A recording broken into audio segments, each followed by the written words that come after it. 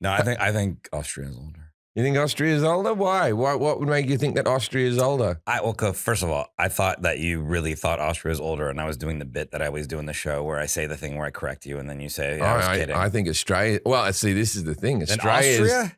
There's the Austria-Hungarian the Aboriginal are the oldest race of people on Earth. They're the oldest. It wasn't called Australia then. It was called the land down under. Do you know it wasn't called Australia then? Maybe the Aboriginals called it Australia. Who knows?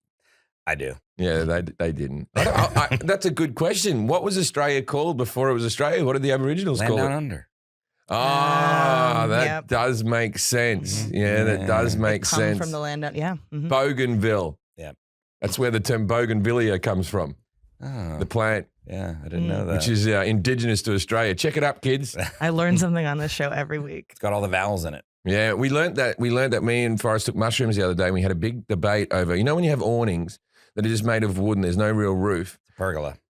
In Australia, we say pergola. Mm-hmm. I've never heard pergola. Well, pergola. What's funny is on our other podcast, we got into this argument about it because our Australian listeners were like, "Why are you guys saying pergola?" I'm like, "Well, first of all, I don't say pergola at all. We normally call it a gazebo out here." No, gazebo's a different thing. I know that they're different thing. I know that they're different things, but Kelly. Most of the time people don't say pergola, but that's how we pronounce it here. But everybody's like, "It's pergola." I'm like, "Who cares?" Pergola. I don't care. Oh, pergola. Somebody passed away that we've talked about on this show. Who? Ray Finkel. Michael? No. Ray Finkel's dead. No, dude, it's Joe Finkel. We were supposed to say. What?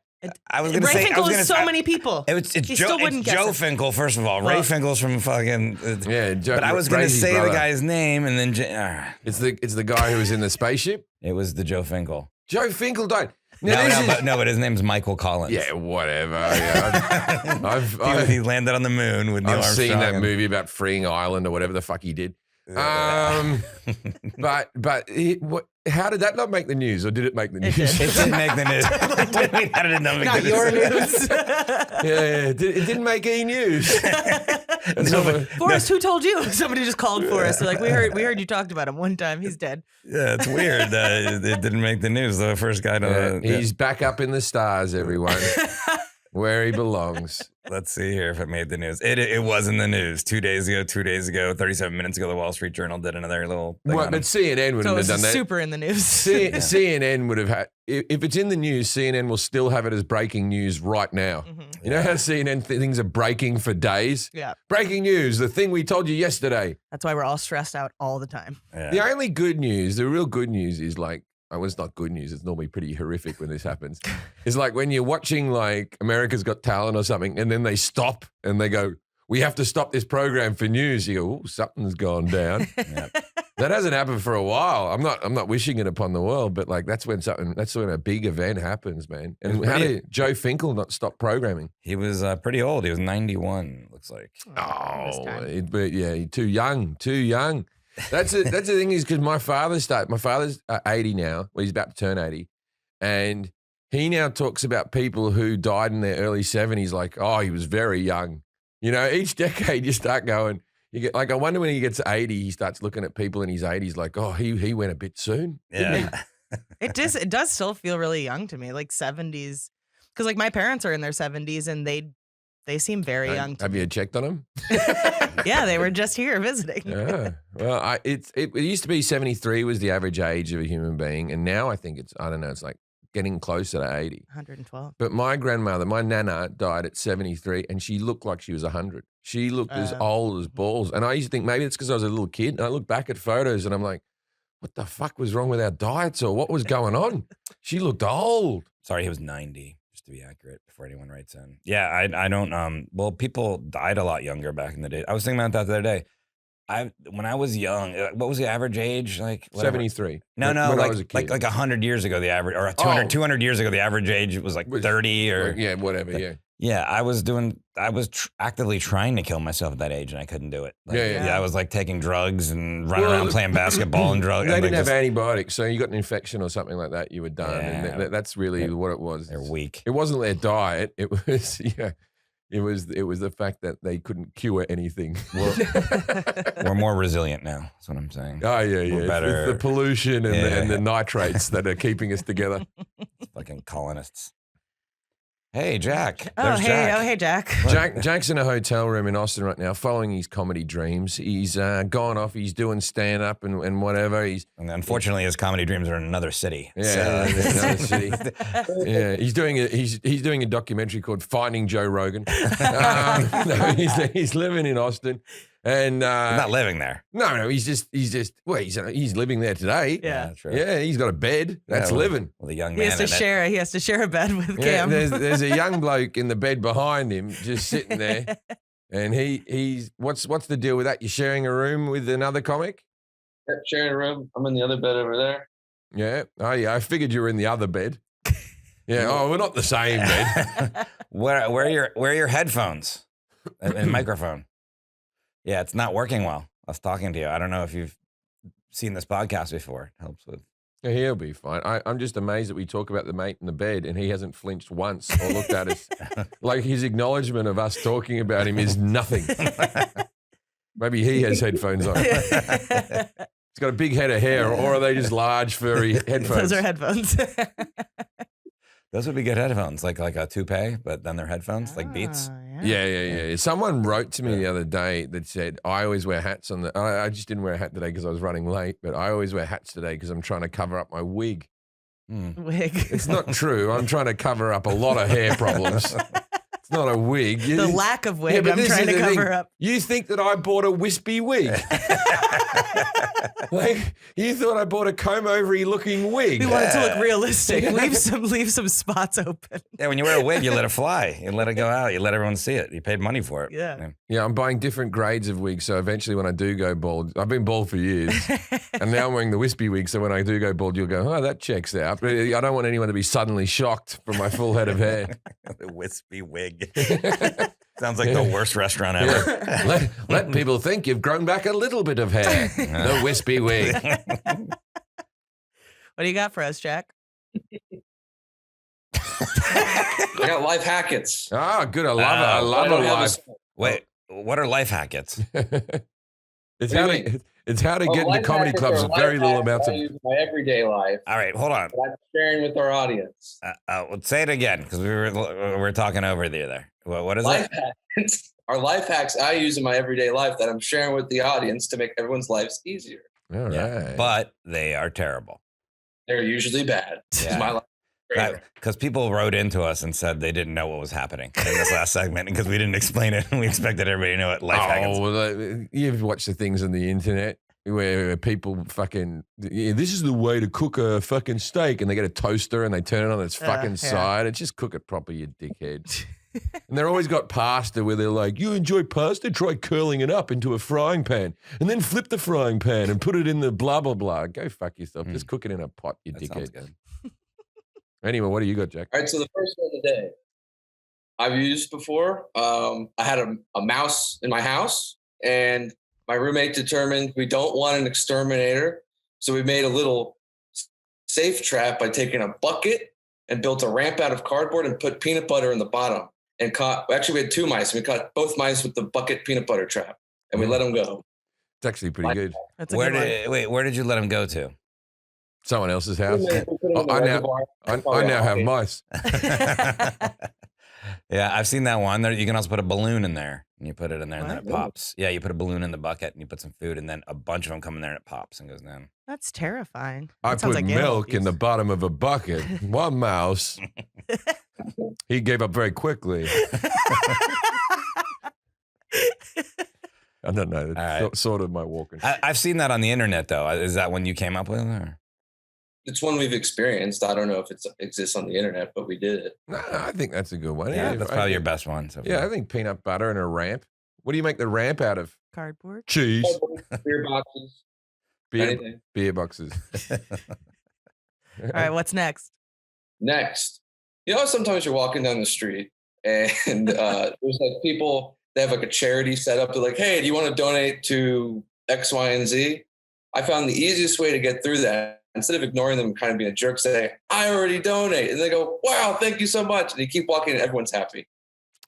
Except for the people that need the money. Yeah. And- Well, no. Yeah, but sometimes They do that a lot in London where they come up and they go, hey, so can I talk to you for a minute? And it's like, no, No. I don't want to talk to my friends for a minute. Yeah, my life hack is just saying no and walking past them. Yeah. Like Kelly's life hack is resting bitch face. It works very well. What else you got? This next one, do you have a song that's like kind of popular that you really want to hate? For me, it was Justin Bieber's Baby when I was in high school or middle school or whenever that song came out. But if you have a song you want to hate, you set it as your morning alarm and you're going to hate that song within the week. Right. So you're struggling with the song, like you're liking it. You're like, but I want to hate it. Why do you want to hate it? Yeah. I don't know. Something's wrong with my head. Yeah, no one wants to like Justin Bieber's baby, baby, baby. No one wants to like that. But it's very easy just to ignore it. Or you don't have to tell anybody you like it. Yeah. Or you make it your alarm and then you can be like, I don't like that song anymore. Yeah. Or just I guess if you want to torture yourself, sure. Yeah. Okay. Is this how you stopped masturbating too? Yeah. Is this the same technique? Yeah, I want to hate this. What's a weird thing? Just enjoy it. Just be your own person, Jack.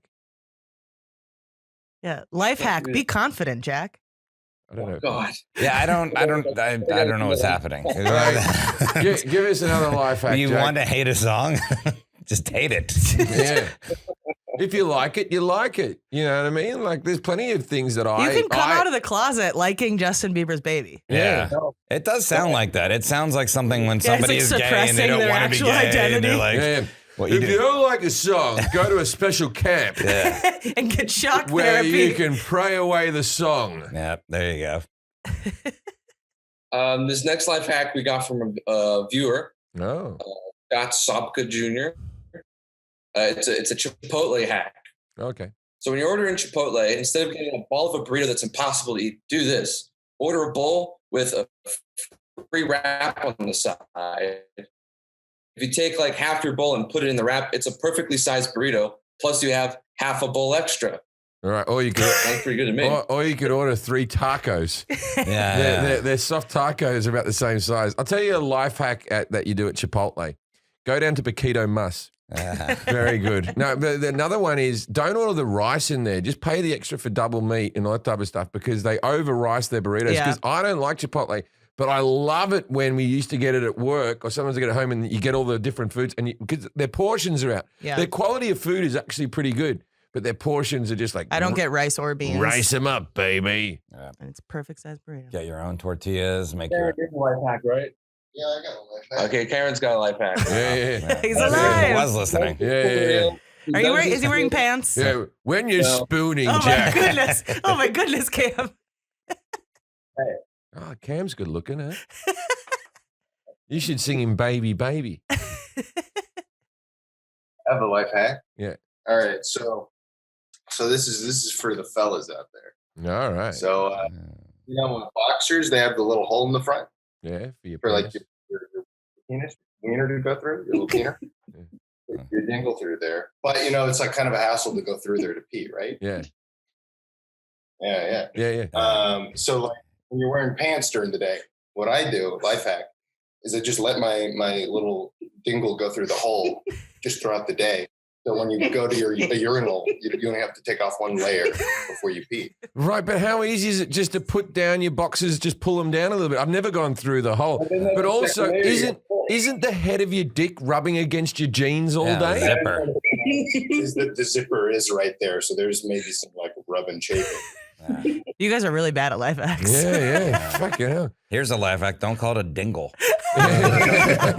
Yeah. I like dingle. I thought that's what keeps your Wi-Fi in the house. Put a dingle in this room.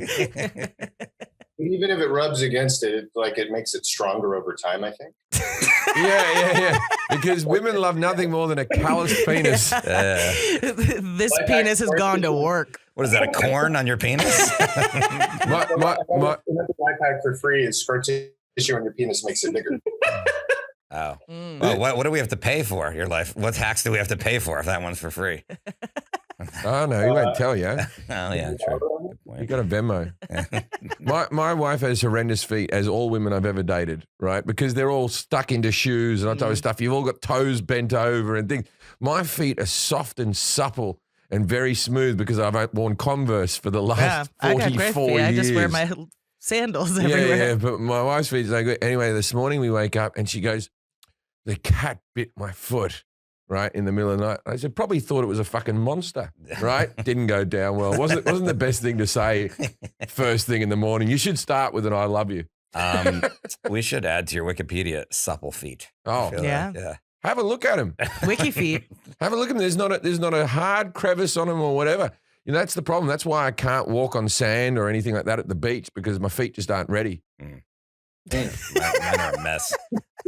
I can't walk over rocks or anything. I got I very have that too because my feet are soft, and so you have to like train your feet yeah, to yeah. walk on any of those things. Wow. I walk on a little bit of Lego. It's like doing a coal walk, doing a fire walk. Have you done that before, the firewalk? No, my Oh. feet are soft and supple. You don't put babies like this out in the wild. Supple You got to save them in case they ever invent the foot, transfer. supple What do they call a foot? What do you a heart transfer? Heart transplant. transplant. If they make foot transplants, Yeah. actually transplant, yeah, that'd be good. Yeah. You're gonna be a foot donor. When I die, I want to give my feet to someone who has shitty feet. You're Yeah. welcome. Why don't you give them to your wife? Ah, all of her shoes would be too big. All right. That's it for life. All right, That's it for. All right. Well, thanks. and let's read some ads. All right, Jack. All right, we all shop online. Not my dad. He doesn't do it. He's the only one who's holding out. But if he could figure out a computer, he'd be right onto it. Yeah, I don't But- think he's holding out. Yeah, but everybody on earth shops online except for my father. And we've all seen the promo code Phil taunt us at the checkout. But thanks to Honey, you'll get some discounts. Just put it in the coupon code. Manually searching for coupon codes is a thing of the past. Honey is the free shopping tool that scours the internet for promo codes and applies the best one and finds it for your cart. Honey supports over 30,000 stores online. So imagine you're shopping at one of your favorite sites, whether it be, what's your favorite site, Forrest, where you go shopping? I just bought a bunch of sneakers at Goat. Oh, I bought some things from the Goat. I don't know. Yeah, Goat. I also buy. I've used Honey Petco. They always give me coupons. Yes. When you check out, that's where Petco is where Forrest buys his food. He Yeah. gets it by the sack. So cheap. So cheap, And man. he pours his food into a little bowl and he goes, I can do this all week.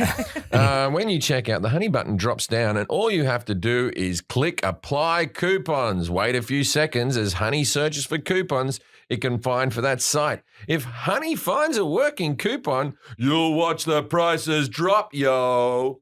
That's my new thing. I'm trying something different.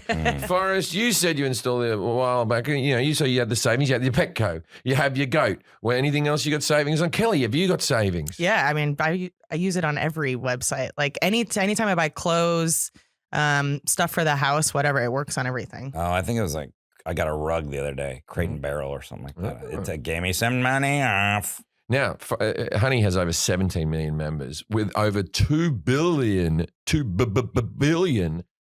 in savings. If you don't already have Honey, what the hell are you doing? Jesus. Who the hell do you think you are? You're wasting money. We don't want you to waste money. It's literally free and installs in a few seconds. And by getting it, you're doing yourself a solid and supporting this podcast. I'd never recommend something I don't use, and I use Honey. Get Honey for free at joinhoney.com/IDK. That's joinhoney.com/IDK. Fucking geez, I'm good. Look at that. I'm an ad man now.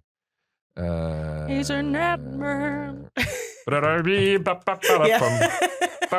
I'm so glad that works. He's the ad man. Keep that in. Mother's Day is already this weekend. Mother's Day.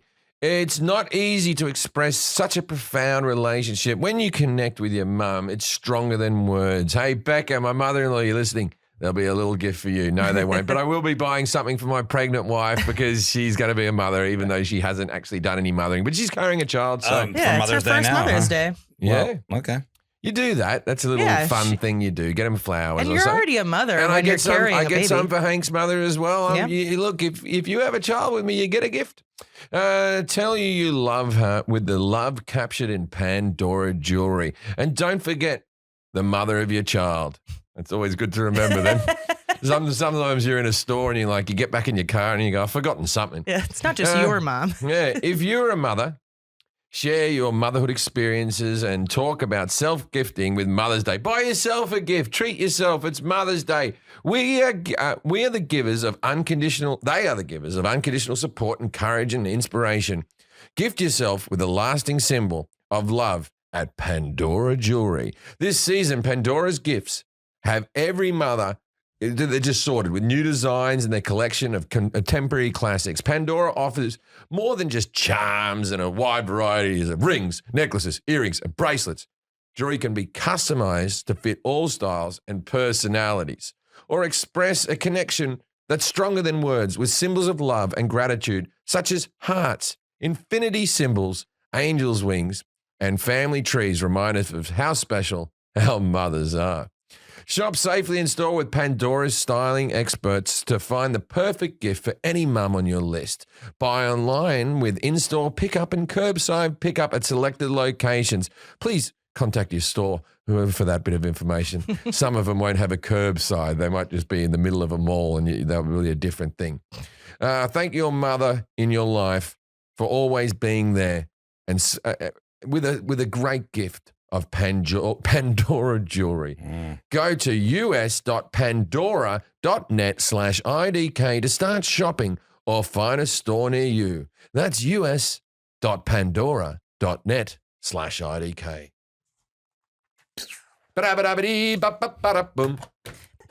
Let's introduce our guest, Janet Bednarik. G'day, Janet. Thanks for being on the show. Now we're gonna play a segment called.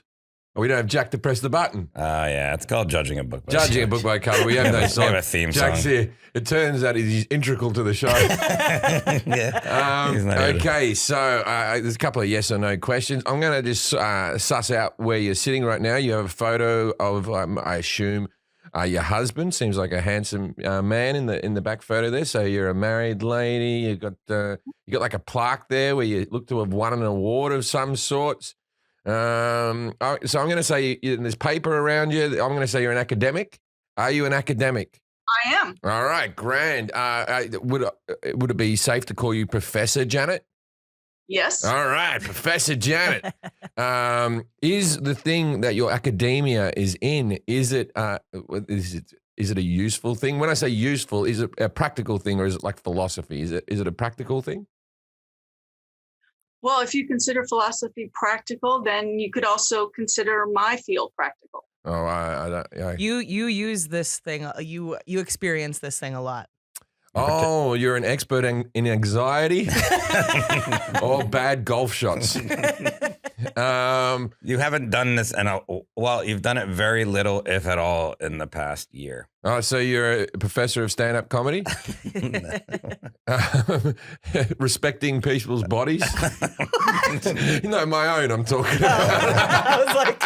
I was like, wait, you're not a predator. What's going on? You're a professor in healthy diets. Okay. Do you work in the medical world? No. No. Do you write books? Yes. Okay, I need a hint then. This is something that I've done with you a lot, and we haven't done it over the past year, if at all. I don't know. Oh, you're a professor of making out. No, you're going to do this very soon when you go to Australia. Oh, quarantining. No. We didn't even How are quarantine. you going to get to Australia? Oh, air travel. Professor of air travel. Yeah, all right, go. All right. I know a thing or two about air travel. We're going to be talking about aviation. I don't know exactly if Am we I call it- right, brothers? Oh, there you go. There's 1 point already. Janet Bednarik is a professor of history at the University of Dayton, where she teaches both aviation and urban history. Her scholarship includes 2 major works on the history of U.S. airports, America's Airports, Airfield Development, 1918 through 1947, and Airport Cities and the Jet Age, U.S. Airports since 1945. Her article, The Flying Machine in the Garden, Parks and Airports, was selected for inclusion in the Best American History Essays. She is currently working on a history of 20th century Dayton, Ohio. And if you want to tell us anything else about yourself or how you came to be an expert in this field or study it, please do that. Well, I originally studied urban history at the University of Pittsburgh, but right out of graduate school, the first real job that I got was as an historian with the United States Air Force. And I worked as an Air Force historian from 1989 to 1992. So that's how I picked up the aviation side. And then in 1992, the University of Dayton was looking for someone who could teach aviation and urban history. And I got the job. All right. So, Okay, well, here's what we're going to do. I'm going to ask Jim what he thinks he knows about aviation. And then at the end of that, you're going to grade him on accuracy, 0 through 10, 10 being the best. Kelly's going to grade him on confidence. I'm going to grade him on et cetera. And then we'll add those scores together. And I usually have a name for the category. I didn't do them, but 21 through 30 will be the best. 11 through 20 will be the middle. 0 through 10 will be the worst. Well, when you go flying high. Oh, no, flying high. The movie Aeroplane, Yeah. right, was called Aeroplane all around the world, except for in Australia where it's called Flying High. Yeah. That's not funny. Yeah. It's Don't not know. funny. Okay. The movie Mighty Ducks was changed to Champions. What's wrong with Australia? Just leave the names of the movies. All right, so 21 through 30, flying high. 11 through 20, not flying high. 0 through 10, any Indonesian airline. Put grounded. Grounded. Yeah. Yeah. Don't fly in Indonesia. I've flown them before. Anyways, we can talk Oh, about we've it. been on some diet. I was on Air China and a person reclined their seat and it hit my forehead. Now, I know I have bad posture, but fuck me. Okay, let's start with this. Like, what does aviation mean? Like, where does it come from? Like the word, what does it mean? Well, it originated with the sunglasses aviators, and they work backwards. Aviation. The meaning of that word. I just always thought that was the word. I don't know. Yeah, they all have Aviation. meetings for it. Like the Latin. Yeah, where did it come from? We did a whole show on birds. yeah, We come from the Latin for bird, which is avia, that's pretty close. avia lactis, Aviolactus. Just quit at Avia.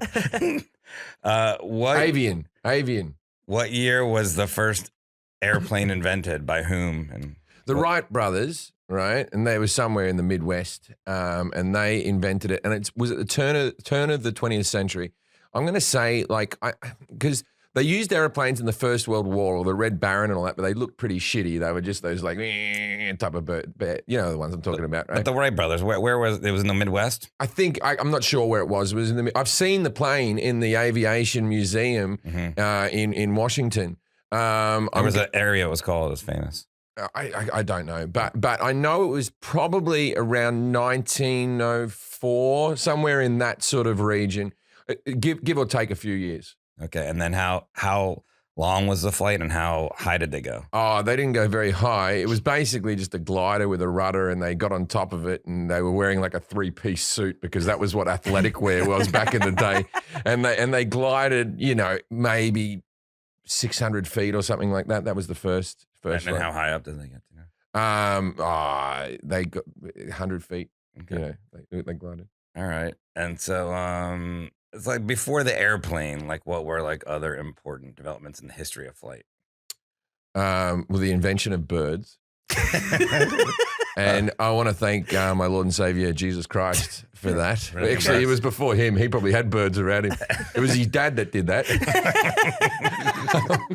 So there was birds. And then after birds, I don't know if there was a hang glider or something like that. There was probably some model airplanes. I always liked when the Wright brothers invented their thing. They put two wings on, and then other inventors came along and went, if one wing on either side works, I'm going to put 15 wings on. More wings, more flight. You saw those stupid planes that they gave a go to.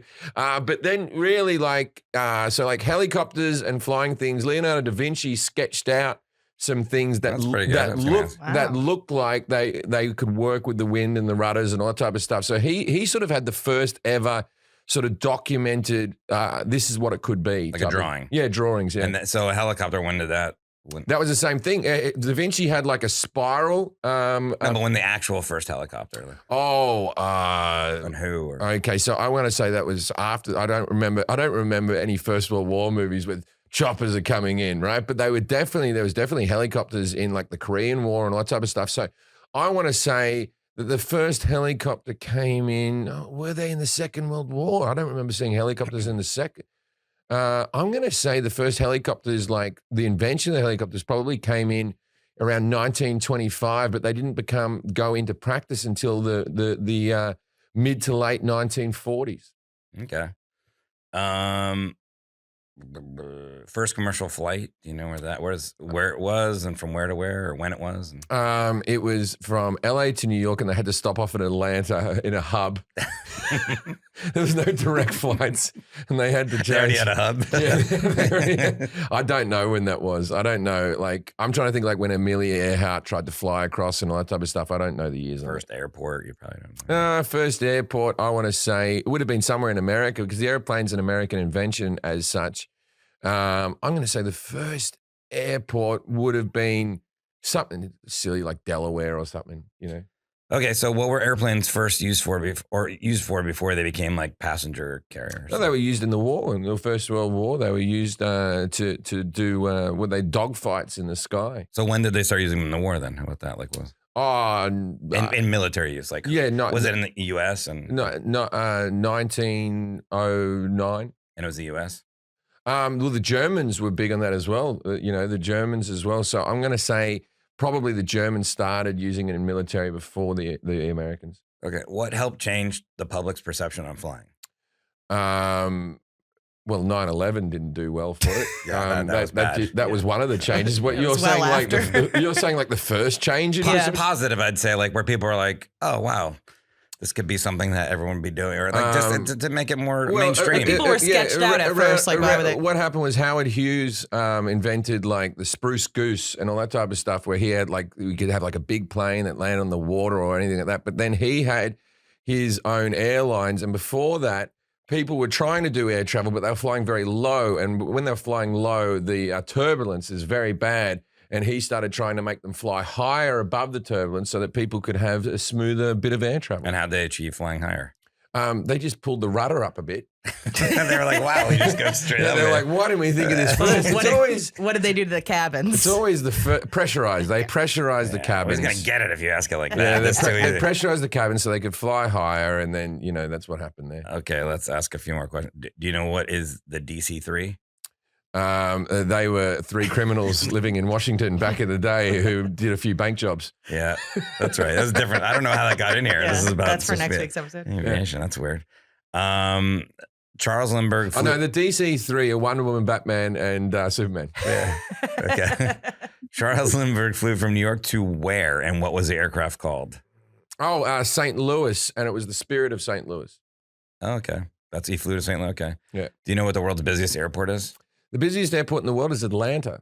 Yeah, good. We've been there a lot. Yeah, I know. I get on planes. When Kelly and I were talking about it, she goes, "You wouldn't believe Atlanta's a bit." Like, I've been there a million times. That blew my mind. It's got train network down there. I think they revamped it for the Olympics or whatever. It's a pretty painful airport to get around. Very narrow. But there's like each terminal is like the size of another standard airport. Yeah. Other big airports around the world, Heathrow is a big one that's always sort of full. LAX is probably, but nothing like LAX isn't a hub.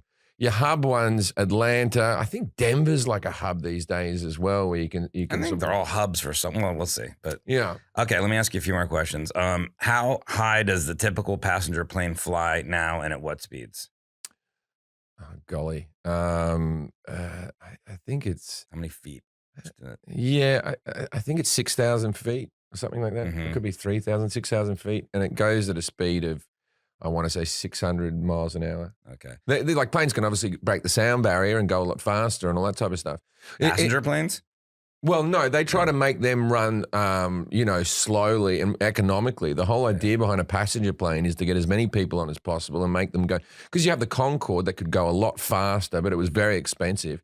It ate up fuel. It's like trying to drive your car in the most economical way. And also those passenger planes, they're also filled with like parcels and shit. People don't know that underneath it. Like they're also shipping goods across with you, which I always find weird is because like your bag's too heavy, the plane will go down. And you're probably shifting some dumbbells under there for some idiot who bought them on eBay. You know what I mean? What company is generally considered the first modern passenger airliner in 1933? And how many people could it hold? Yeah, it was A&A, not A&A. What's the bloody? It starts with an A, not Amway.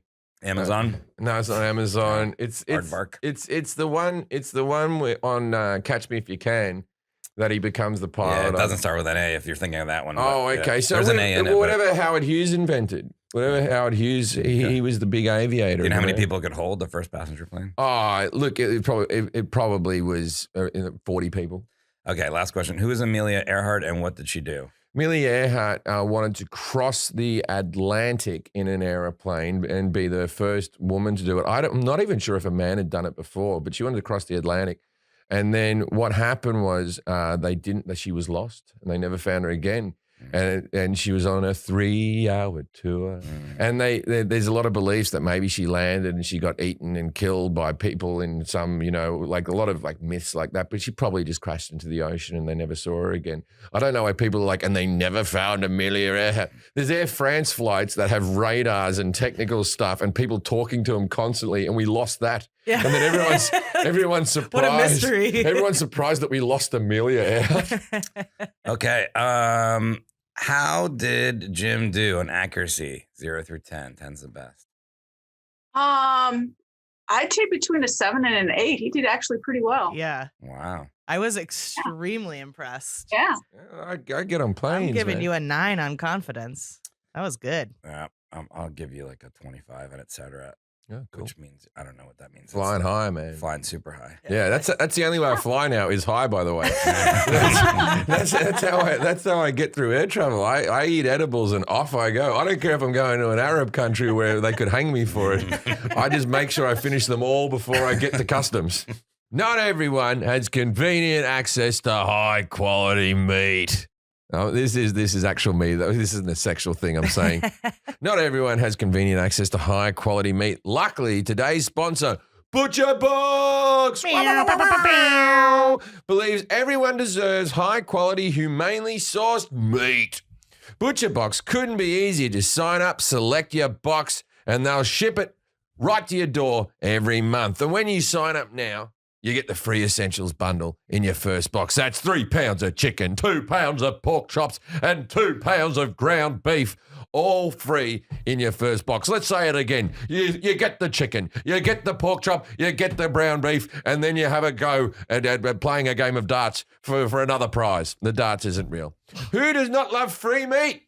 Well, we know the vegans and whatnot.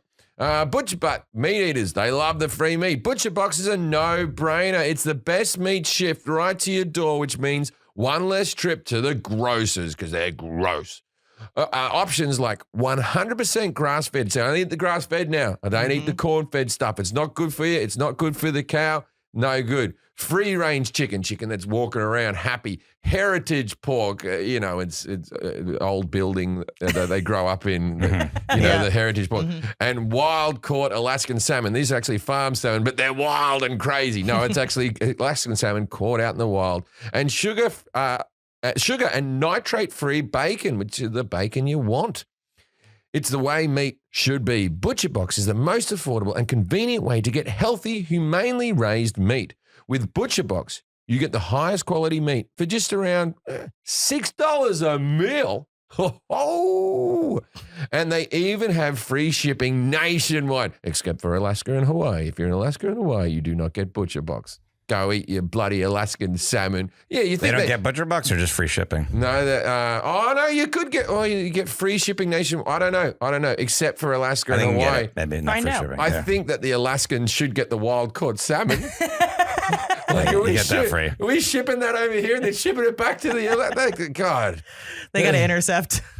For a limited time, Butcher Box is offering new members a free essentials bundle in their first box. That's your 3 pounds of the chicken breast. That's the white meat. 2 pounds of the pork chops and 2 pounds of the ground beef, all for free in your first box. Just go to butcherbox.com/IDK. That's butcherbox.com/IDK to get a free essentials bundles in your first box. So ask Jim, what does aviation mean? Where does it come from? Said from the birds, Latin for birds. And the aviators and worked backwards. So I'm reading your answers now. But what is because I know when we're looking up questions for this and stuff, there's a kind of a difference between flight and aviation and the history. I don't know. We were kind of getting confused. I was, at least. So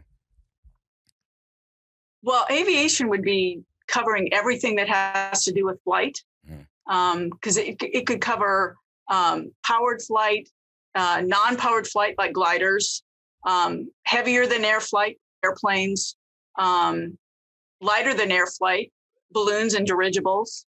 So aviation kind of covers everything really that has to do with flight. All right. And Latin from the birds from avian. Yeah, Avian, the avian flus and all that type of stuff. Right. Yeah, I said avian in the end, right? Yep. Good, yeah. So I asked him what year the airplane was invented by whom. He said the Wright brothers in the Midwest, turn of the century, 1904. And they went 600 feet far and 100 feet high and 600 feet distance. Well, he's really close. It is the Wright brothers. It was 1903. So very close. it was December of 1903, as a matter of fact. Ah, Their first flight, the day they proved they invented the airplane, they made 4 flights. The first one lasted only 12 seconds and went 120 feet. But the last flight lasted 59 seconds and went 852 feet. Oh, wow. So 600 feet is, nice in the middle there. I averaged them out. I averaged them out. That's what would be on their baseball cards. But how high were they? They were pretty low, right? Yeah, only maybe 7 or 8 feet. Really? Wow. 7 or 8 feet, and they went 800 feet. Yeah. He was really just kind of skimming over the top of the dunes there in North Carolina. Did the first flight stop because they hit a shrub? Big tree. Well, the plane kind of porpoised a bit and eventually hit the ground. That one that I see, I love that aviation museum in Washington. It's at the Smithsonian Aviation Museum. And they say that that's the actual plane. It looks so pristine. I assume it's been pimped my ride a little bit. Like they've gussied it up a little bit. Yeah. It's been restored a few times. Right. It pretty much crashed up in a ball back in 1903. But the Wright brothers understood how important it was. And so they gathered it all up. They brought it back to Dayton and kept it. And then kind of rebuilt it. But it's been restored a few times. Since then. So Dayton, Ohio was where it happened. No, it happened in North Carolina. Oh, that's not the Midwest. The flight happened in North Carolina. All of the research, though, the important brain work happened in Dayton. Now you said North Carolina, and you said it was in December. Wouldn't have there been snow in North Carolina? Wouldn't it have been cold as all hell? It was very cold and very windy, but that's what they wanted. To get the airplane to fly, they needed to have a pretty steady wind to create the lift. And so they went to North Carolina, the Outer Banks there, because the Weather Service told them that that's where they would have the steadiest winds to fly into. I always think of air travel as when you're living in the world and you think nothing ever happens as well. You think technology, because you see these science fiction movies and you think we'll never get to there, right? And so just even in the last 20 years of my life, there's been things that have been invented where you're like, wow, that's like the iPod. We all had records and cassettes and all that stuff.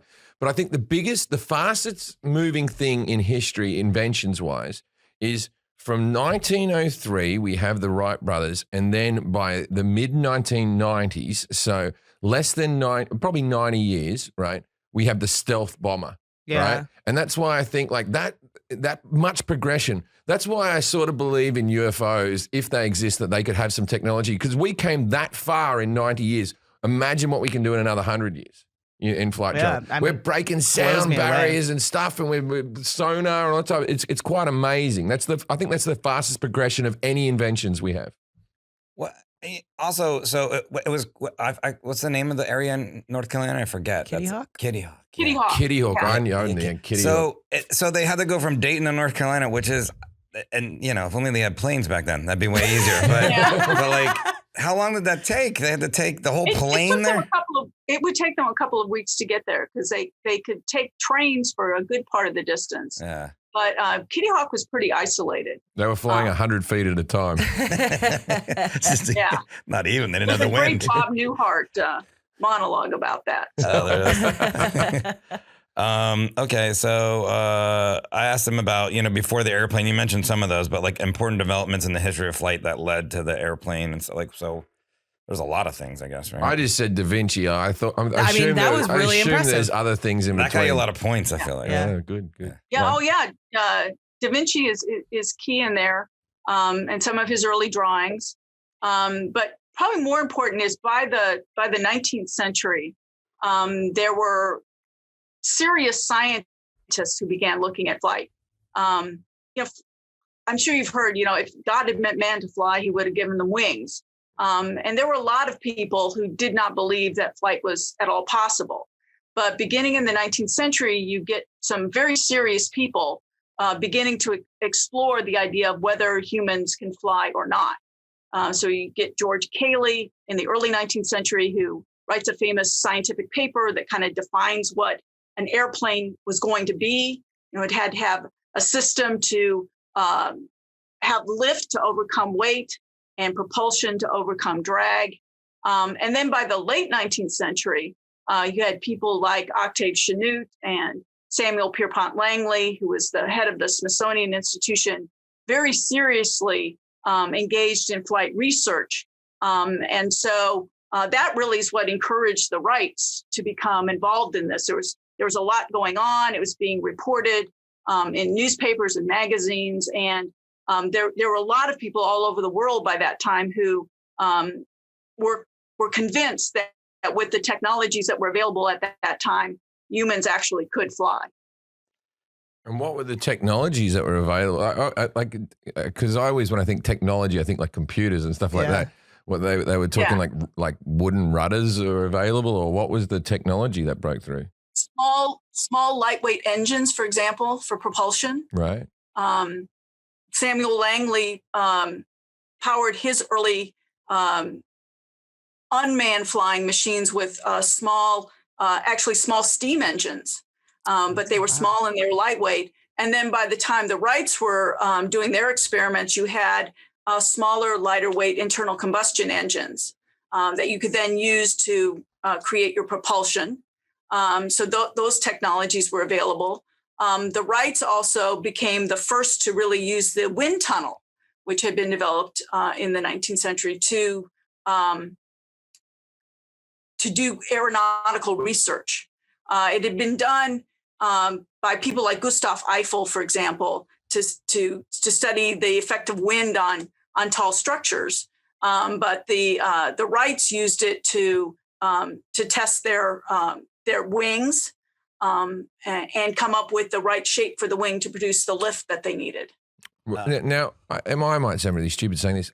The car came before the plane, or because I like the T-Mobile Ford wasn't around yet. No. So but the automobile shows up in the 1870s, 1880s. Right, but it wasn't commercial until much later, right? Not right. Oh, we did that other thing. So Carl-Benz invents the combustion engine to go make an automobile and that sort of stuff. And then that technology was used in the airplanes. And okay, I'm up to date now. I know what's going on. That was 30 episodes ago or something. Yeah. So the Wright brothers was the first manned flight. So because you mentioned there was other flights. Oh, okay, yeah. That's, I guess. Yeah. There had been other flights before, unmanned, heavier than air. And of course, balloons, dirigibles before then. So wait, the drawings that Leonardo da Vinci did of helicopters, those are close to the, did he just draw something and say this is a helicopter, or was it like? It had science and ratio and like all that type of stuff and the wind, but anyway. Yeah. Well, he was a genius, so. No. And great, and great imagination. And so he using what he would have known in his time, he was imagining a machine that would do what he wanted it to do, which was to fly. And so you get kind of the air screw sign of that. But that's kind of seen as the origin of the helicopter. But then there are designers in the 19th century who come up with the idea of the rotating propellers on top of a structure to create lift. My nephew is in the Australian military, and he is becoming a helicopter pilot for the things. And I think he's going to come out and maybe move to Camp Rucker in Alabama to study with the Americans to do that thing. He's going to become like an Apache helicopter pilot. Isn't helicopter piloting like incredibly difficult? I've heard that it's like much harder than an airplane. They have to start with airplanes. You can't just go, I'm not going to do airplanes. I'm going to become they train up on airplanes, and then they train up to be a helicopter pilot. After they get their wings, they go off and they do the helicopter piloting second. And at least in the military, I don't know how civilians do it. It's much more difficult to get a helicopter rating than an aircraft rating. It's often described as 10,000 parts flying in close formation. Yeah, it's a very complex machine. It takes a lot of hand and eye coordination to fly. I've been on so many helicopters with the British military. I've been in Chinooks and all this type of stuff. I've been in helicopters where you just got your legs dangling out the back and they're flying over. Because I did a lot of tours of Afghanistan and Iraq as a soldier before I was a comedian. Thank you for your service. Yeah, as a comedian, I went out there and I used to get helicopters everywhere we went. So I got a little bit like blasé about being on helicopters. Have you been skydiving? I've skydived twice. Okay. I had to skydive with who are the American military who do it? They're called the somethings. Golden Knights. Oh, yeah, the Golden Knights. I've skydived with the Golden Knights, and I did it once over Ayers Rock or Uluru in the middle of Australia. I once went on it. And when you're with the Golden Knights, they're all very military, so they're just like, okay, you're strapped in, you're this, you're that, you're going to be safe, sir. We're going to jump out of this plane, then just put your knees up like this, and then put your arms out to the side. Do not, right? But when you do it like in Australia, there was two blokes that I went skydiving with. There was one bloke who was an Australian bloke, and the other bloke was a Swedish guy. And I saw the other bloke being strapped to the Australian bloke, and the Australian bloke was going, oh, yeah, this is a bit loose. I hope this doesn't break up. The Australian bloke was taking the piss the whole time. So I went, I'll take the large Swedish man. And the large Swedish man was like, I've done many flights. I'm going to be completely fine. Now, at that stage, I was 210 pounds, which put me like 5 pounds too fat to skydive, right? I was and then they're like, we'll give it a go, right? And then I thought, man, I'm going to die strapped to a Swedish guy, which is how I always imagined my death would be. I just assumed that would be my ending. I didn't know it would happen in the sky, though. But once you've done it once, the second time wasn't scary at all. I just sort of... when I went, the scariest part for me was actually just going up in the airplane. Everything else, none of that was scary. I think it was just like the last minute, like, oh shit, this is actually happening. You can't get out of it now. But I loved it. After the parachute opens and then you're like, I'm safe, I get a little bored the next sort of 5 minutes. I know, I wanted to free fall longer. I'm like, yeah, my crotch is hurting. Can we just get down? And then they go, do you want to steer? And then you go, they could pull on that one. And then you take it, I go, you steer. I've done the steering. Good luck. And then the landing's a little bit scary because lift your legs up. Now, I'm not the most flexible of humans. I'm like, I'm going to break a bloody leg here. I'm going to land flat on my ass. Yeah, so back to the helicopters. No, I mean, that's what we were talking about. I used to fly, we used to count manatees in a helicopter. We would fly with the police in Miami-Dade County, and that's how we would count. You really should do that in the water. Swim around. Yeah, we used to get in the helicopter and research worms. And I would sit up front with the pilot, and no matter how many times I flew, I'd be watching what he was doing, and I'm like, that looks impossible. He'd be moving both his hands and his legs. And, it just like doesn't seem that complicated because it's like it just goes up and forward. Like you'd think it'd be just like this joystick, but yeah, I don't. So when did the helicopter actually come? Like that someone could actually fly in? What year did I say? I want to see if I'm close. 25 to 1940-ish. It's pretty broad because you said you were going by wars. No. I'm going to say that it came in 1925, but it wasn't used in the military till the 1940s. Okay. Well, Igor Sikorsky developed the first successful helicopter, and I believe it was in the late 1930s that he developed it. There had been attempts at it before, And there had been, there was a kind of an interim technology between the airplane and the helicopters called the autogyro, which was kind of an airplane. And it had a propeller, but it had a rotor on top. You get those by the 1920s. You do get autogyros by the 20s and 1930s. But Sikorsky comes up with the helicopter, and I want to say 1939, something like that. The autogyro is the name of my Greek vending machine. Oh, it's delicious. You just press it in, a bit of tzatziki, and then it just spits it out for you. That's my idea. Peyton, Jim Jefferies. I had a very dear friend who was obsessed with autogyros and found and restored one and flew it. And they really are these amazing. They kind of look like flying grasshoppers. They're just kind of these amazing machines. So there were no helicopters in the Second World War, because I was thinking, there were. Oh, there were. Yeah, they were used in the China-Burma-India theater for search and rescue. Oh. But they aren't used widespread in the military until Korea. Yeah. The thing is, when you get those little helicopters, like the ones they use on MASH, they're just sort of covered in the plastic and all that type of stuff. And I've been on like ones in Hawaii where you fly around and look at waterfalls and whatnot. They feel so flimsy because they're trying to keep it all light, right? The doors are wobbling, and it's just like, if this thing crashes, no fucking chance. Yeah, well, I don't think you're going to crash in a helicopter ever. Yeah, but I'd rather do a bigger military one with steel all around me. I don't know if that would probably be worse. I don't know. I don't want to crash in anything, cars or anything on someone's couch, nothing. Yeah. Well, you did die in Malta. In a Yeah, crash, I did. so. Yeah. Oh, I didn't ask you this. Airplanes, what kind of materials are airplanes made from? Like what do they make them out of? Well, they make the black box out of this very strong material. Why don't they make the whole plane out of the same material they make the black box out of? Yeah. Okay, Jerry Seinfeld. Okay. I was like, what's going on? Yeah, that's a joke that I've heard 1,000. Like literally, I've heard 20 comics do that joke. Yeah. It's steel, and there'd be some graphite. There'd be some of that. Some graphite. There'd be that sealant stuff you put around sinks. Caulk. Make sure it's like, together. Steel and caulk. Yeah, not caulk. It's that stuff that you have in the squeezy Silicone. tube. Yeah, silicone, where you go in between. You go, that's all sealed up there. You won't have any problem there. There's a lot of rubber seals to pressurize and stuff like that. Large, thick doors. So steel. Yeah, steel. It would be metal. It's metal. Mm-hmm. I've touched planes before. They're metal. Okay.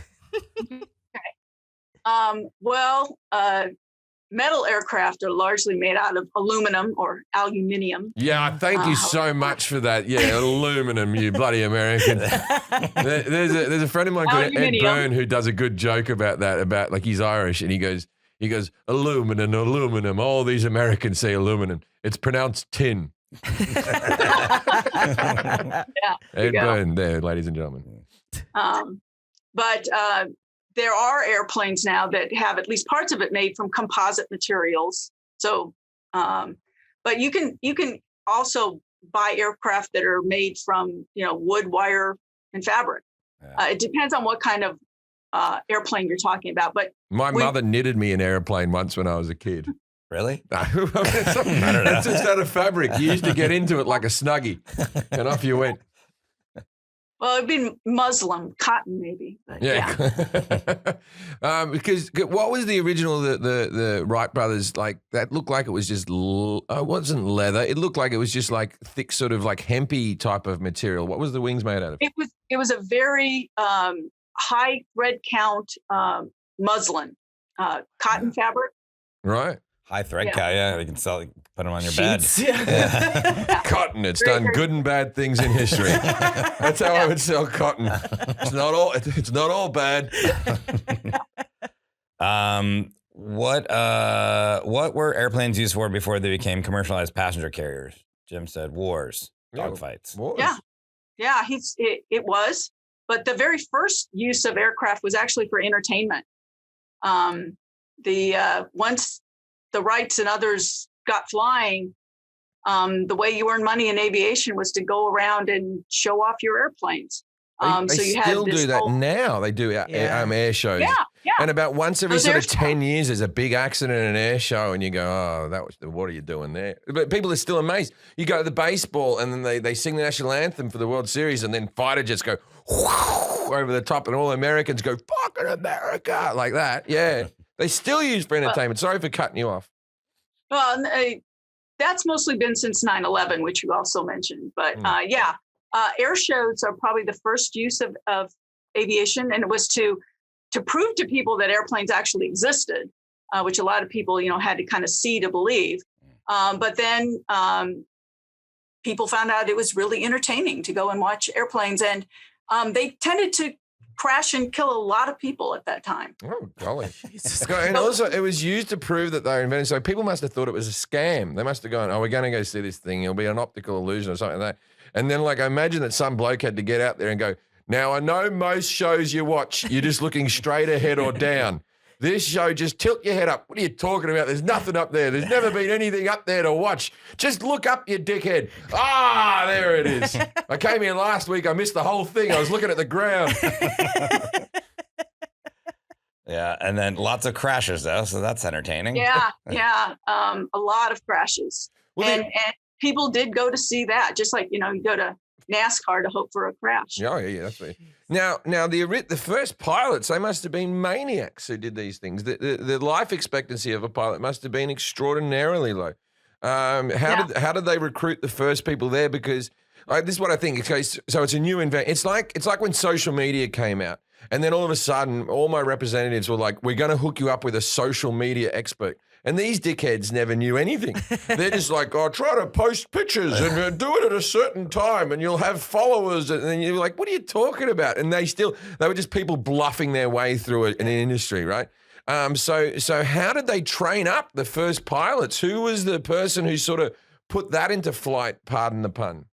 Well, the Wrights themselves opened a flight school to train pilots, because you can't sell airplanes to people who don't know how to fly them. Right. So they trained up pilots, but there were plenty of risk takers out there, mostly young men, who saw that this was a way to,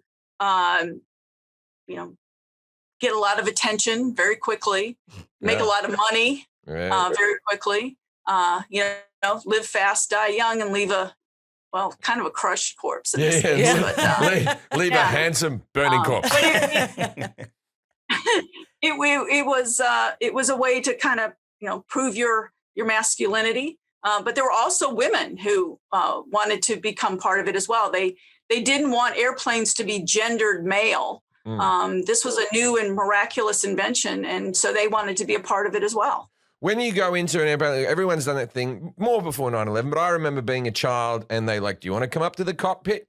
And you used to come up, and the big magical thing is, there's just so many dials and things, and there's literally 70 or 80 little circles with little swirly things in them that you have to look at. Now, how many in the original planes that were being sold, were there many gauges, or was it just like, here's your stick, here's the sky, try not to hit the ground? That's pretty much it. Yeah. They would tie a string to the wing strut, and that would help them kind of keep their sense of the horizon. The string was invented last year. There you go. And then they had some other kind of primitive airspeed indicators. But yeah, those very first planes, the very first planes didn't even have cockpits in them. You just kind of sat on the wing and flew it. And you might have something to tell you whether you had gas in your engine or not. And then, as I said, they kind of MacGyvered, to use an Americanism, to what they needed to in order to stay aloft and stay aloft safely. We don't have a MacGyver in Australia, but we do have an Australian knockoff called Dingo Joe. And Dingo Joe's the same. Yeah, he comes up and he just goes, Struth, your bike's broken. I'm going to fix it with a bit of Chewy and this thing called string, which we got to Australia last year. Dingo Joe, check him out. Did you Google Dingo Joe? He's not a real thing. No, I'm not Googling him. I was looking up something else. Hey, here's a question for you. Was the middle seat always the unwanted seat, or is that something that's happened in the last 40 years? Or like the very first air travels, they were like, oh, fuck me, I got to share an armrest. Sorry about the swearing, by the way. That's all right. I deal with college students every day. Oh, good. I'm like a grown-up one of them. There we go. In the early aircraft, the early passenger aircraft, there wouldn't have been a middle seat. There would have been one or two seats on either side. So, and if you had a window seat in some of the earliest aircraft, you could actually roll down the window. Oh, Which was Really? It was really handy because again, as you mentioned, they flew pretty low and it could be pretty bumpy. Yeah. That would be a good place to throw up. Yeah. Throw up. Yeah. Oh If you'd my like to God. ash your cigarette, just roll down the window. You ever done that where you try to ash your cigarette out the window and then like of your car and then ash just goes around the vehicle all the time? It would have been a bloody nightmare on a plane. Here's one, because when they got rid of smoking on airplanes, because I remember, because I was on a flight in, I want to say 1992, where people were still smoking on planes, and I flew to America, and there was like half the plane was smoking and half wasn't, and all that type of stuff. Has there, now it's disgusting to smoke in a little tiny chamber when there's kids and pregnant people and all this type of stuff, but has there ever been just a plane that's caught on fire from someone smoking? Because like I feel like it's dangerous for people's health, but it wasn't dangerous for the plane, was it in any way? Well, they could have caused fires, yeah. And because the little ashtrays, if they were filled with other kind of trash, you put, same thing would happen in a room. So you did have in-flight emergencies because of smoking cigarettes. I do not know of any aircraft that have combusted because of a leftover cigarette, but there were undoubtedly a number of incidents having to do with cigarettes causing some burning and things on that. No, it's been around 30 years since you could smoke on an airplane, give or take a few years, and different countries. But it's been about 30 years since you could smoke on an airplane. Now, I still get on planes where there's a bloody ashtray in the handle. That one when we went to Bucharest in Romania, that flight, remember? They still have ashtrays. And then I'm like, how old is this plane? Now, it makes me think because sometimes, you get on a plane and you think, well, this one's got a few old shutters and stuff like that. How long is the lifespan of a commercial plane? And should we be worried about how long, or are they just so well maintained and all the parts are replaced, it's no problem? Right. Well, some of them have flown for as long as 30 years. But they're very well maintained, and they've gotten better at maintaining them. A lot of the issue is, you mentioned pressurization. When you pressurize and depressurize aircraft, it could sometimes cause metal fatigue in the airplane. And in fact, there was a famous incident in Hawaii where the top of the airplane came spinning off because of metal fatigue. Yeah. Someone got sucked out of that too. People got sucked out of it. Yeah. One woman was one of the stewardesses was sucked out of that. But they've come up now with again new technologies to inspect the metal so they can find even underlying causes of corrosion and cracks and so on. So they can extend the life. They can reskin an aircraft. They can put new engines on it. It's not a commercial aircraft, but the B-52 bombers that the U.S. Military is flying, the newest of them were built in the early 1960s. Wow. And the military is going to continue to fly them at least until 2050. So refurbished models. Oh, no. As I was talking about the technology, we went to the moon in the 1960s. The thing was invented like 60 years earlier, and we're off to the moon. It was pretty fast technology. Yeah. Here's one that I'm like, okay, so air stewardesses, right? I used to do a joke about this, right? But air stewardesses in the 60s and maybe even earlier, they had to be single. They had to be a single young lady, because when you were sitting up in the plane, you were greeted by a girl that plausibly you could start dating. That was the mental idea behind it. And she'd give you a hot towel. Let's get to the hot towels very quickly. That's a useless fucking thing. The hot towel.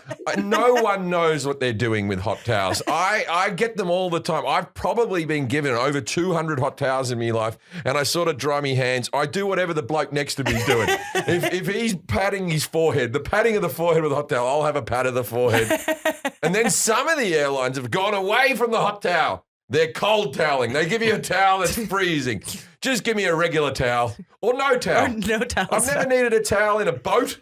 No one's ever gone, oh, you're on a boat. Here's a towel. What is the idea behind the hot towel? Is it useful? And then we will go to air stewardesses in a second. That's only in first class. Yeah, you must fly first class a lot more than I do. I do very well. No, but I have got, okay. Everybody else in the back gets on the. Oh, now I sound like a rich prick going on about me hot Everybody towels. listening's like, I wish we got a towel. Well, that's the thing is I flew economy so much that when you get your first hot towel, you go, oh, this is living, right? And by your 30th hot towel, you're going, this isn't worth the money. You're trying to buy me off with hot towels. And is there a machine? Is it a microwave or is there a little oven that towel heats? What's going on? Usually have little towel heaters, yeah. Yeah, they have it in a tray, a little plastic tray, and they come with the tongs and they hand it to you. I'm like, that just came out of a microwave. Yeah. They're hot. Yeah. Well, it's not a microwave. It's like a heating thing. It's the same thing that heats up your food. You probably have your ravioli. That's a big one. I always get the pasta because I'm like, how much can you stuff this up? You just got to heat it up. I don't have anything with the chicken or anything like that. It's always not good. I'm glad we have Professor Bedard to talk about hot towels. The air stewardesses, that's something that wouldn't happen in today's society. You couldn't go, the women have to be really hot. They have to maintain their look to a certain way. We're going to measure this. Or you'd have uniform things for people. They have to be single because I'm sure that there was women who they wanted to get married, but I'll lose my job. Was that a common thing? Or? Yeah. Stewardesses actually began. The first women that were hired as stewardesses were actually nurses. Right. And the thought was that it would alleviate people's fear of flying. But eventually, particularly after World War II, the primary audience for commercial air travel was a male business traveler. Right. And so the airlines decided that what would make a male business traveler the most comfortable and happy while on a flight was be an attractive young lady who would look after their every need while they were flying. Look, it's a terrible thing, but that's an idea that works. You know what I I mean? Because if one airline has the hot chicks and the other one has here's Frank. You know what I mean? Like you'd pick the other airline. I get what's going on there, but yeah. Okay.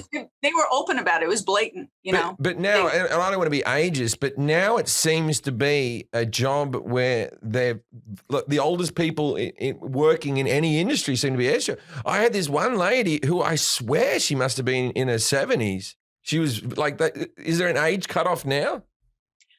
Well, not in the U.S. You cannot force anybody to retire at any age as long as you can do the job.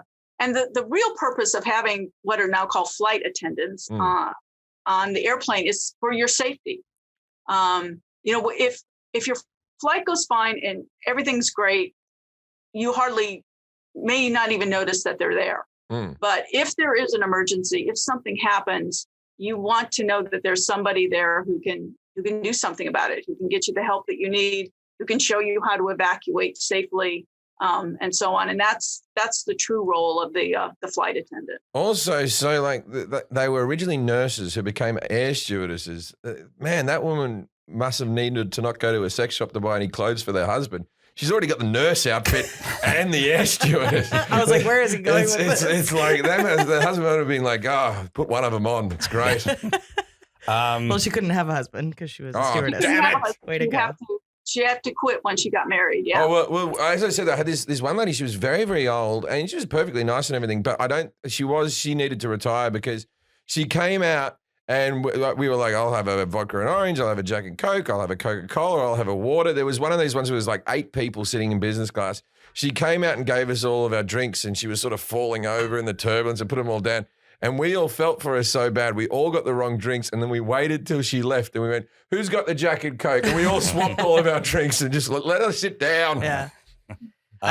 I flew first class one time and I was like, I'm going to take advantage of this. I'm going to drink as much as I want to and all that stuff. And after 2 glasses of wine, I had to like beg the stewardess for more wine. Oh, no. She was like giving me the dirtiest look ever. I was like, can I get another This glass? idea that they'll keep giving you drinks. And there used to be a thing like the Australian cricket team when they flew to England used to have a competition who could down the most beers on the flight to England. Now the flight, that's a 24-hour trip, you know. So people were getting through 40 beers and stuff like that, trying to break each other's record. It was always a big thing. Now, I remember flying, I think I was flying to England to Australia, and the first stop is from London to Hong Kong, and then Hong Kong to Sydney. And so I'm flying along, and I think I'd had too many drinks, and I found this out later that when you've had too many drinks, because like you find the air steward or air stewardess or air attendant, flight attendant, who gives you the drinks, and then they cut you off. You wait till they've gone up the other aisle, and then you find them different bloke. Hey, mate, can I have a thing, right? When on this particular airplane, when you got a little bit too drunk, they started putting pins in the top of your seat, just like they secretly put a pin in the top of your seat, like this bastard's drunk. Put a pin in it. Yeah. So I figured that out. So I'd be pulling pins out, throwing them away. I got cut off on a flight from Columbus, Ohio, back to LA. I was doing gigs out there, and I got bumped up to first class. And it was during the Super Bowl, and the Denver Broncos were playing Seattle, and the Denver Broncos were my team, and they were just getting blown out. And I just kept drinking and drinking. I was like, they suck. And then they wouldn't serve me anymore, and so I got up like to go to the bathroom, and I just to ask them like, hey, why won't you serve me anymore? Well, sir, you've had too much to drink, clearly, whatever. And I said. And I was trying to tell her it was fine, and I went to go lean on the wall, but you know how the wall's like curved? And I just kept leaning, and I kept going, and I was like almost like 4 feet to the ground there, just sideways, and I was like, ma'am, I'm fine. I'm going back to my seat. Okay, so what helped change the public's perception of flying? I don't know if we went over that. Was that? It was the altitude. I said that. Right. Yeah. Well, there were a lot of things that changed it. Airlines themselves began to advertise their safety, their experience, that you could save time and money flying. The fact that the last 40 years or so have been the safest in the history of aviation, that there are fewer crashes. That's also helped change the perception. Back in the 1930s, women were used to sell aircraft to people because they figured if a woman could fly it, anybody could. So it can't be too hard or difficult, and it's got to be safe. Airlines would in their advertisements, they would deliberately show women and children and elderly because we obviously don't put people like that in danger. So It must be safe. Yeah. So there's a lot of things that were done to change the perception of flying over time. Okay. I'll tell you the scariest flight I ever took. This is a very quick story, and then we'll get back to the questions. So I was flying into, I believe, Afghanistan, right in the middle of the war, right in the meat of it when battles were happening. And I was flying in with all the soldiers, and it was like a big commercial plane where they had the 3 seats, the 4 seats, the 3 seats, like that wide, you know?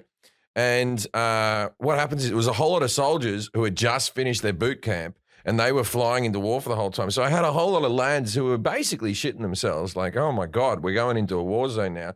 And then as you were landing in Afghanistan, or it might have been in Iraq, but anyway, one of the 2 places.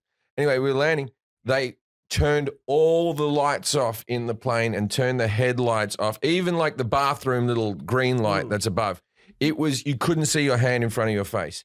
And they shuttled it. It was pitch dark so that they couldn't see us land. And I could feel, I got nervous, and I'm just going out there to tell a few jokes, right? And I could feel the tension of everybody landing. And they turned it off because we possibly could have been shot out of the sky. And it was terrifying. That's the whole story. There's no funny ending. Anyway, we got shot, and I parachuted down. And I said, what's the deal? Yeah, I had a nephew who flew C-17s into Afghanistan, into Iraq. Yeah, that's how we'd have to land them. Yeah, and like you could see up to the. I assume we didn't even have like those little flicking lights that you can see on the wings. There was nothing, just this dark thing going down into the sky, and it was pretty scary. Yeah. I asked. Well, we had talked a little about pressurized cabins. Jim said that pressurized cabins allowed them to go higher. I asked him how high it goes. He said 6,000 feet is the current altitude Yeah, and 600 miles per I hour. might have got this way wrong. Yeah. Well, because 10,000 feet Yeah. was the early ones. Also, they say Yeah. it on the plane. Like So we're cruising at 30,000. Maybe I parachuted at 6,000. I don't know. Nah, No, even- you still would have been yeah, higher. No, God. you can hire parachuted. That, Yeah. They fly anywhere between 30 and 40,000 feet. Oh yeah. But you were right on the speed. It's somewhere between 550 and 600 miles per hour. And sometimes you get that tailwind, and now they have the computer screens where you can see how fast you're going. I always like to look on that part. And then sometimes you have the tailwind, it's like 700. You're like, yeah. kick Now ass. everyone says it's winds because sometimes when you fly from, let's say, LA to Sydney or whatever like that, it's shorter on the way back. I believe, like it's 13 hours there, and then it's like 12 hours back. And they say it's because of winds and all sorts of stuff. I have another theory, and I might sound ridiculous saying that. But isn't it because the plane's flying against the curvature of the Earth, so we're joining up quicker like that? Is that stupid? Because the Earth's spinning this way, and we're flying that way, so it joins and it hits faster? Am I a moron? No, Yeah, you're a moron. not how it works. You still have to cover the same distance. Yeah. Why And, doesn't that happen, though? The Earth's spinning like this, and we're in the same atmosphere, so it doesn't Do you matter. also think if an elevator's following, you step off at the last second, you're not going to be affected? Oh, that's not even the same thing at all. No, it's in the it's same like- realm of what It's you're like saying. when you're on a train, and if you're running on the train, people say you're not going faster, but you are going faster. You're going the train, plus you're running. What about if a fly is flying inside the train? How fast is the fly going? It's faster depending on what direction it's going in. Yeah. It goes backwards, it's going slower. Okay. Ask Science. Jim what a DC-3 is. 3 criminals living in Washington, changed that to Wonder Woman, Batman, and Superman. Yep. the DC-3 was probably the most important airframe in aviation history. It was developed by the Douglas Corporation in the 1930s. And it was the first commercial airliner that could make money carrying just passengers. Mm-hmm. And very shortly after it was introduced, about 80% of all the world's airlines were flying DC-3s. Okay, and that was one of the questions. So that was the first modern passenger airliner. No, it wasn't actually. Okay. Boeing had developed an aircraft before that called the Boeing 247. That is considered the first modern airliner. But all of Boeing's airplanes had to go to United. They were actually part of one big company at that time. And so American Airlines wanted a competitive aircraft for that. So it went to Douglas, and Douglas first developed the DC-1, which was its prototype, then the DC-2, which is famous because that, if you've ever heard of the Good Ship Lollipop and Shirley Temple. Yeah. The Good Ship Lollipop was a DC-2. I but thought then it was just because she was holding a lollipop. No, Oh. she was on the Good Ship Lollipop, which was a DC-2. And then they wanted a bigger aircraft because to fly all the way across the country, it still took quite a bit of time. So they developed what was known as the a Douglas sleeper transport. So you could have berths on it like a sleeper train. And the daytime version of that became the DC-3.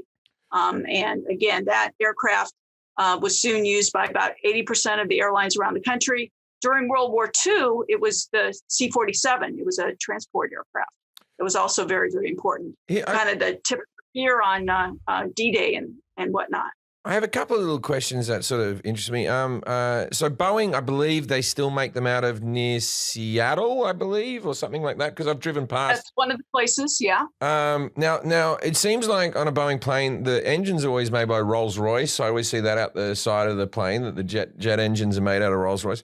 It seems like an odd mix because Rolls-Royce, I never think of like fast cars. I think of luxury and comfort and all that type of stuff. That like...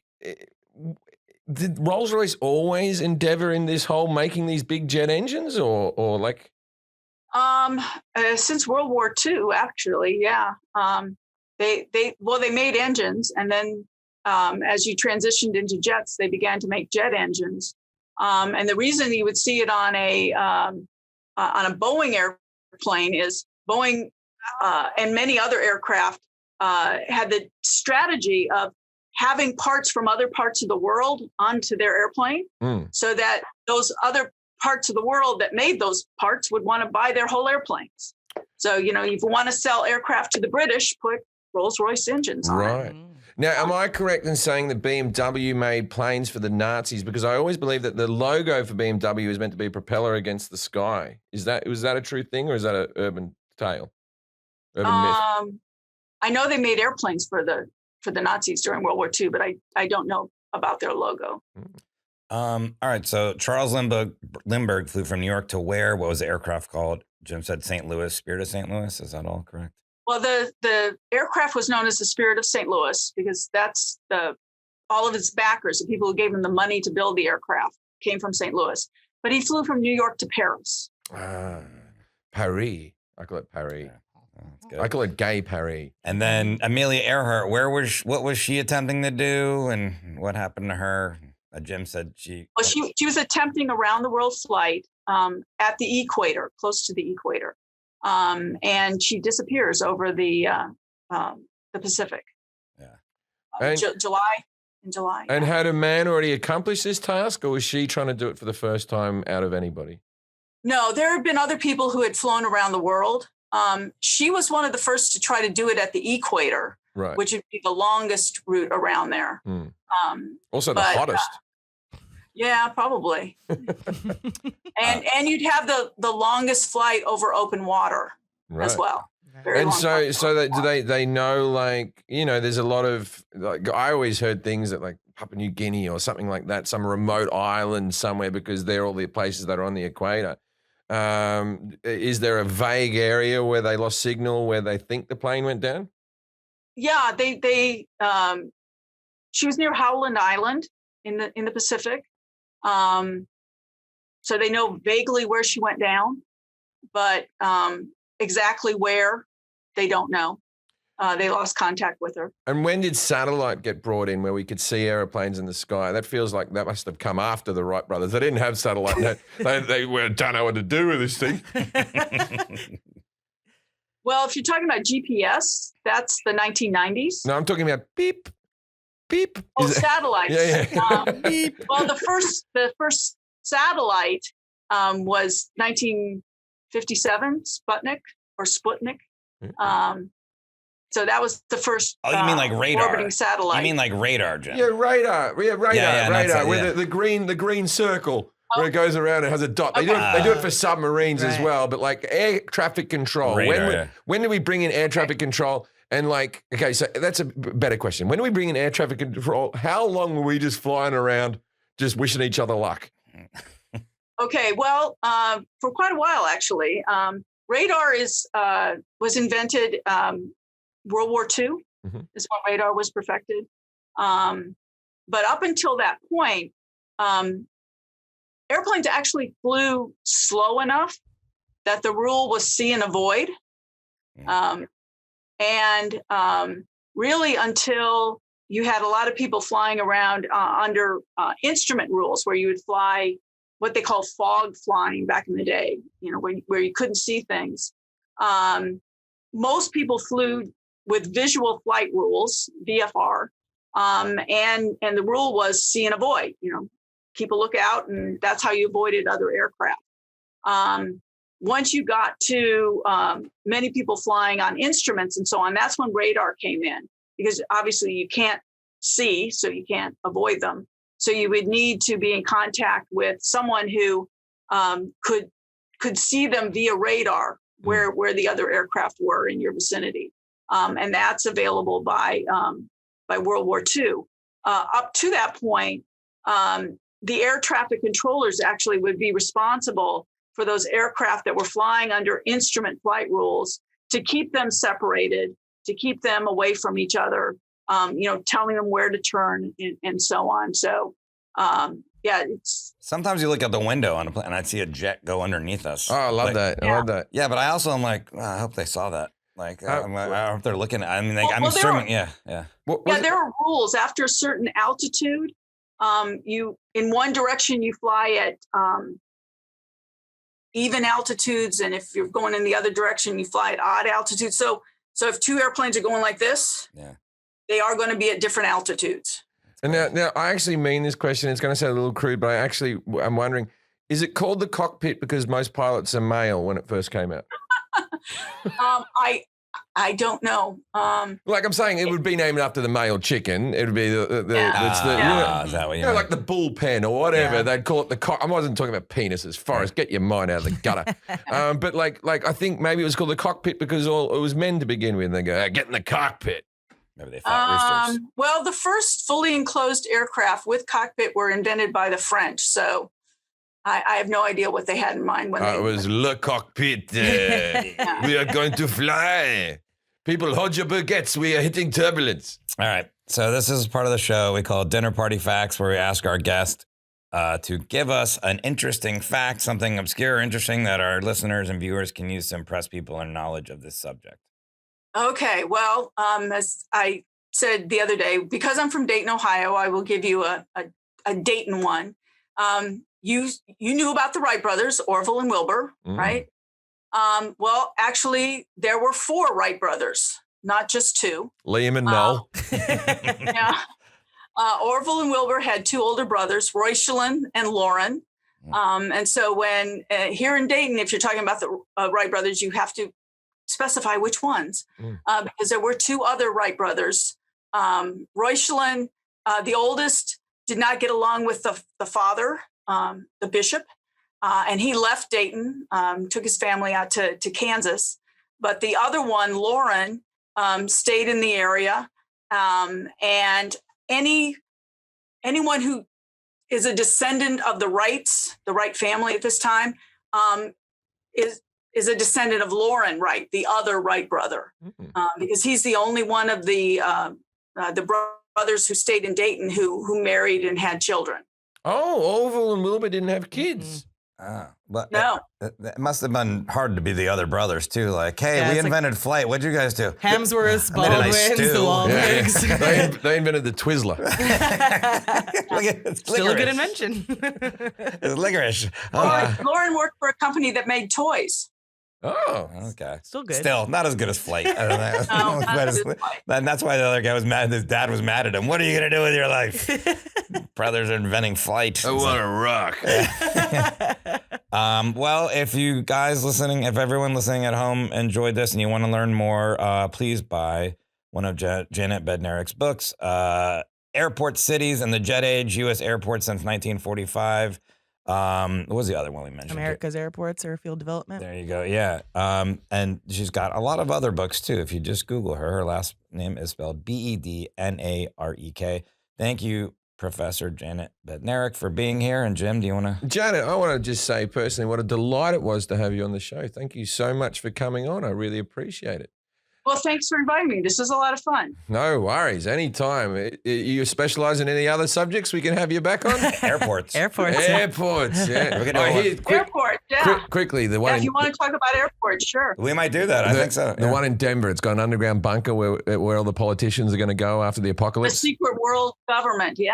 All right. Good to know. Good to It's know. a teaser. It's a teaser for next time. Yeah. We would love to have you back on talk about airports. That's a whole thing. I mean, because Jim, you travel so much. And, Ladies and gentlemen, if you're ever at a party and someone comes up to you and goes, the plane was invented in 1904, go, I don't know about that. Good night, Australia.